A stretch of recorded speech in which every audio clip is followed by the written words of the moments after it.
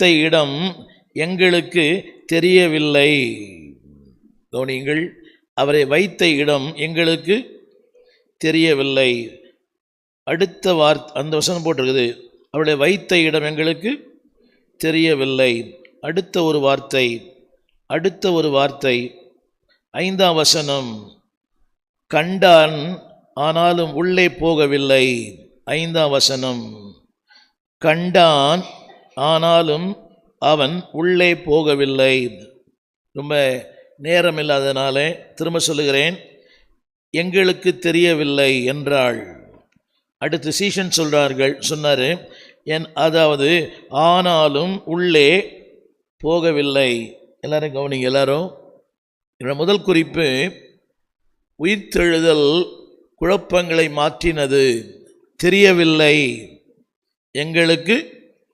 என் அன்பான தேவப்பிள்ளையே, ஒருவேளை சொல்லலாம், எதிர்காலம் தெரியல, நம்பிக்கை இல்லை, எல்லாமே முடிஞ்சு போச்சு, இனி வாழ்வதற்கு ஒன்றுமே இல்லை, சாவுதான் எங்கள் வாழ்க்கையின் முடிவு. திரும்ப படிக்கிறேன், எங்களுக்கு தெரியவில்லை.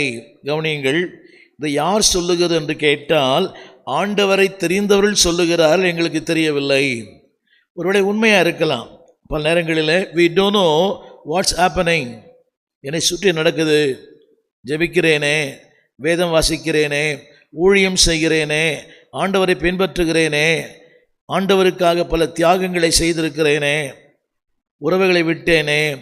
ஆனால் பல நேரங்களில் நம்ம வாழ்க்கையில் எல்லாருக்கும் குழப்பங்கள் உண்டு. என்னமாய் முடியுமோ, என்ன ஆகுமோ, அப்போ என் ஜபங்களாக வீணாக போயிடுமா, என் தேடுதல், என் அர்ப்பணம், ஓடி ஓடி வருகிறேனே, ஓடி ஓடி ஊழியம் செய்கிறேனே. கவனியங்கள், எல்லாம் கவனிங்க. திரும்ப சொல்ல விரும்புகிறேன், உயிர்த்தெழுந்த ஆண்டவரை சந்திக்கும் போது உடைய குழப்பங்கள் மாறும். கரங்களை உயர்த்தி, உயிர்த்தெழுந்த ஆண்டவரை சந்தித்தால் குழப்பங்கள் மாறும்.